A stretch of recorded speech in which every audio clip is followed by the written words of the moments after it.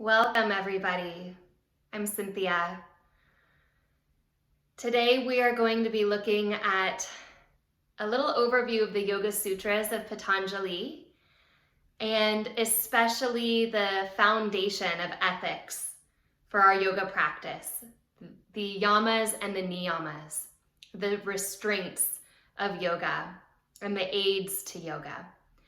So in this philosophical discussion that we get into, we really lay the bedrock of the entire practice.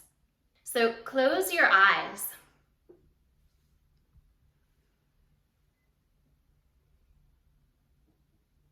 Begin to move your attention into yourself.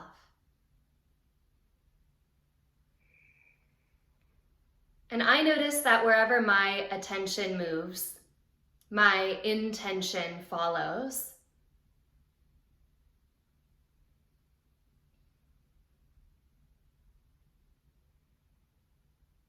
Because I'm learning how to listen a little bit more deeply. In many ways, the practice of yoga can be summarized in two parts, two short phrases that I say very frequently, and you'll hear it a lot. And the first of these is notice what you notice.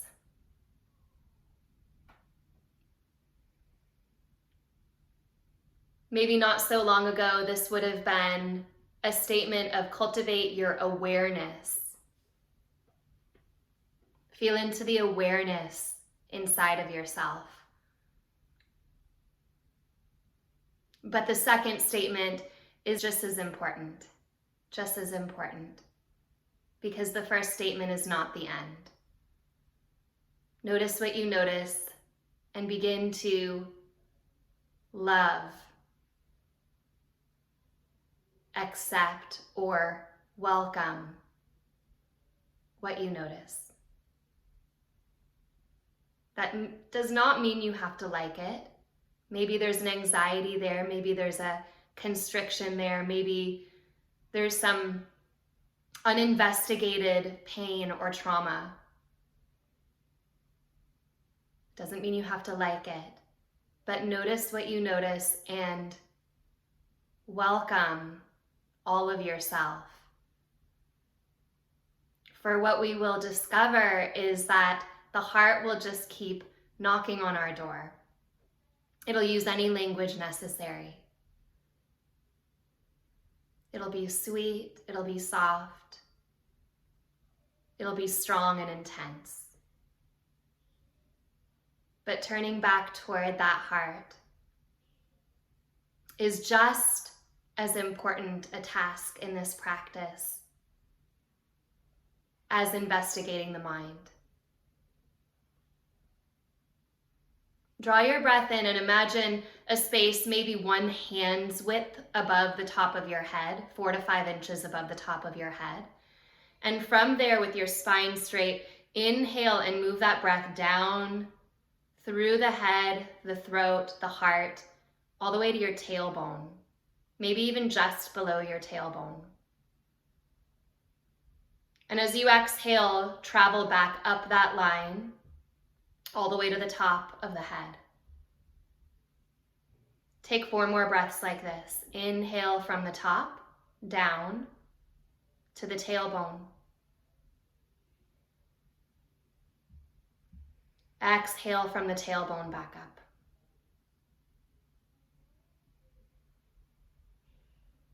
Can you feel that when you inhale, your energy grounds? It settles. When you exhale, you're lifting that awareness back up through the heart and then to the top of the head. Take 1 more breath like that.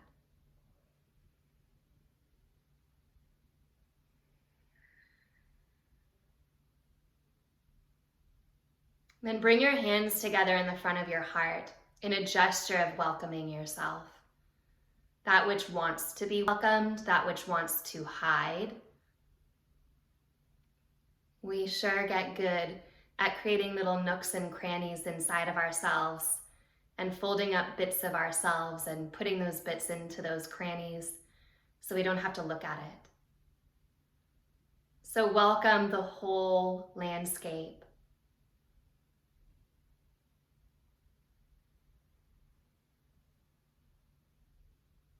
And as we begin with the wise words of Patanjali. Ata yoga anushasanam yogas chitta vritti nirodha. This is where your practice of yoga begins. Release your hands, open your eyes. Welcome everybody. What I was just getting into was the very first sutra and the second sutra of our good study guide, Patanjali, who wrote his Yoga Sutras sometime between the 2nd and the 5th century AD. Patanjali was a Brahmin, which is a religious figure with a lot of authority. And the Yoga Sutras are just one of many, many texts that are called sutras. A sutra, which you might hear the word suture, in medicine, it's the same word really. It means thread. So Patanjali was weaving together these threads.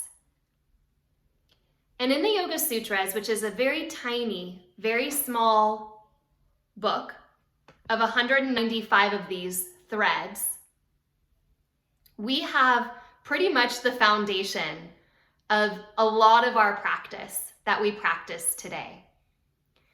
Today's lecture, we're going to be looking at the core teachings of yoga, the Yamas and the Niyamas. These are described in the Yoga Sutras of Patanjali as part of the 8-limbed system of yoga.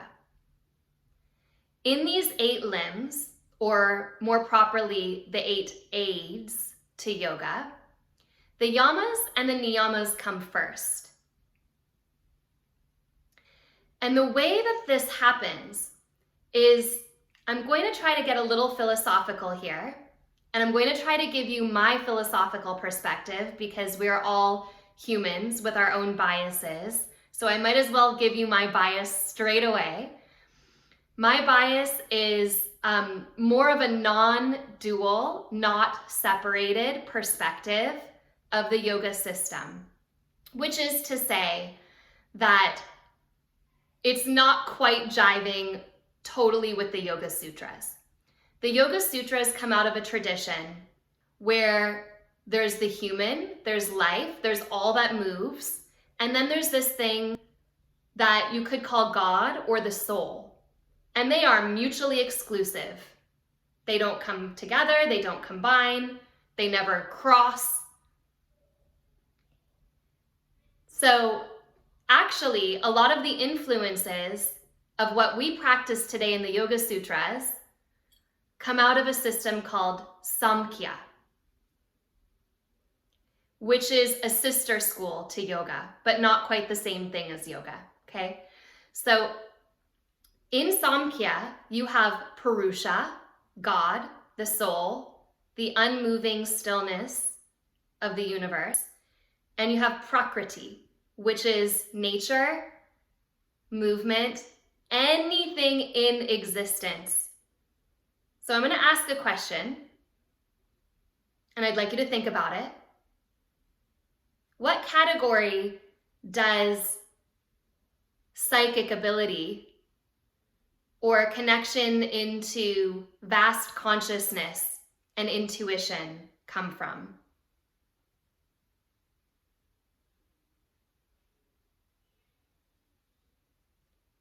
Okay, so these subtle realms are still Prakriti because they have movement.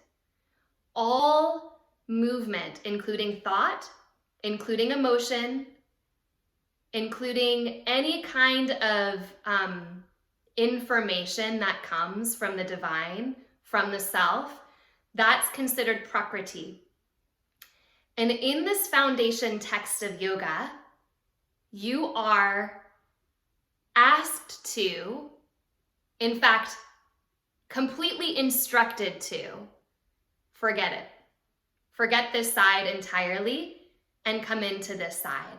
Come into the silence of God. Come into the silence of the space that holds all the moving pieces.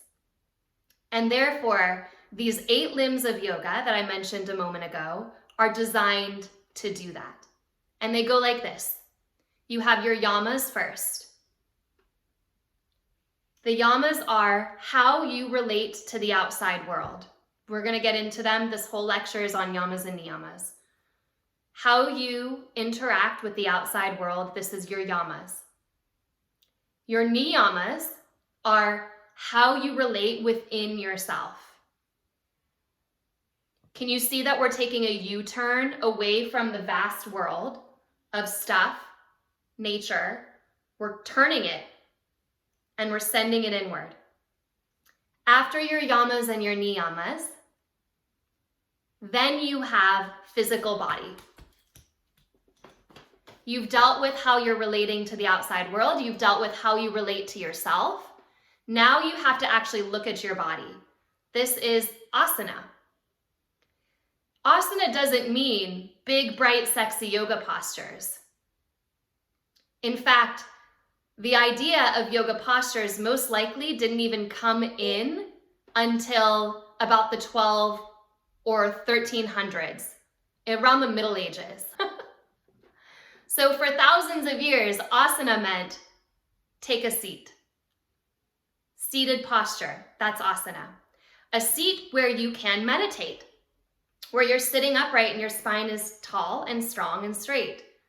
So you're preparing yourself for meditation because remember your goal is to dissolve completely into the silence. Under asana, the next practice in the 8 limbs is pranayama breathwork, which we'll also do a lot of. The breath, and this is something I say to my children a lot, I say to them at night, it's time to move your mind away from your thoughts and into your breath. Because this reminds us that our mind is not our thoughts. Actually, the breath is the greatest tool that we have to move us away from thoughts and into the heart. So what comes under breath work? Because we still have 4 limbs to go. Well, it's called Pratyahara, which is drawing your senses inward, quite literally taking all of your senses and pulling them into stillness. So there are a lot of techniques for Pratyahara that we are not going to get into, but essentially they're all designed to turn us in. Then you have Dharana, which is a preparation for meditation. Highly focused concentration. One of my favorite schools of yogic thought, so to speak, is entirely dedicated to Dharana practices because Dharana is concentration. That is the practice of notice what you notice. Some of the texts describe this phenomenon of concentrating, narrowing, like oil poured from a vessel, from one vessel to another. You know when you have a stream and you're pouring it, it gets thicker and more concentrated and it narrows. So Dharana just naturally melts into Dhyana, which is meditation. And then you have Samadhi. It doesn't end at Samadhi, believe it or not. There's so many layers even within Samadhi. If you read the Yoga Sutras, you'll see there's this Samadhi and that Samadhi.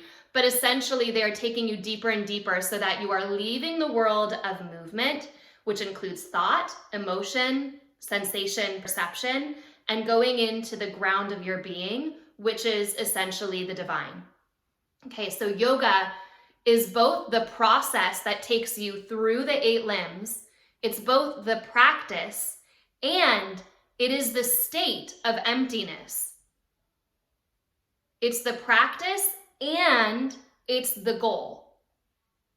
How confusing is that? Okay. Yoga is both the practice of moving you through to your divinity, and it's also the end result of you being in that divinity. So this is where my disclaimer comes up, because I think that that's half of the practice, and some schools, later schools, especially tantric schools, which a lot of our practice marries yoga from the Yoga Sutras and Tantra. We don't realize that when we're practicing yoga in a yoga studio, but it's really these two big rivers that have come together. And the tantric school says, hey, once you realize you're the god of emptiness, then you're free to dance as the goddess of Shakti. You get to be all of it. You get to love life. You get to turn back outward. So another way of saying this is there's the inward path that takes you to no thing, which is a very mental path, because you're kind of like taking the surgeon's knife and taking things away from yourself. But then there's the path of the heart, which brings us back out into the world.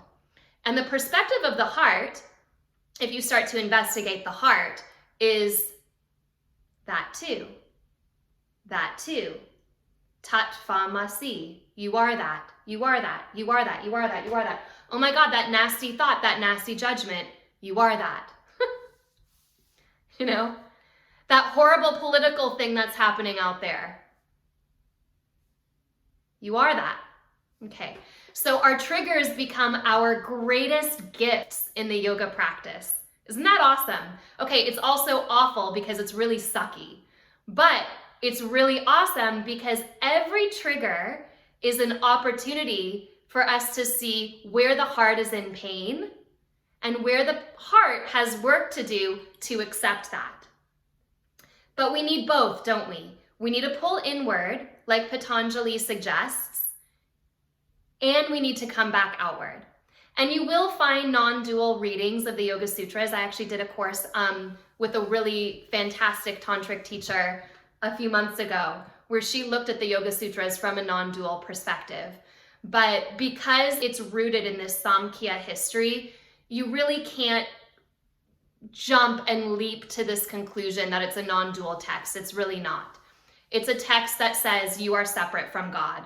And your goal in this practice is to take away the separate and to shun that outside world, neti neti, and become the emptiness. Okay, I'm just a bit of a rebel. I kind of want to have my cake and eat it too. I want to be the emptiness and I want to be the life. So there's my bias that I am expressing to you before we jump into the yamas and the niyamas. And either way that you decide you fall in love with this material, either way that it lands with you, that's valid. So let yourself see, explore, and investigate. And if something comes up that really, really sucks, know that you are in a process and there is an opportunity in that to investigate your heart and what your heart is actually telling you. And what's amazing about that is that it's actually quite empowering, isn't it? To say, it's not that thing out there that I'm a victim to, and that person and that situation that, oh my God, I just can't even be around those people or that thing, or I hate this and I hate, that's actually your heart that you get to respond to and say, why? Why? That's life too. So what is it in me?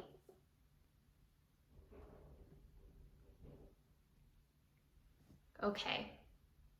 All right. So here we go. Yamas and niyamas. It is what it is. Okay. All right.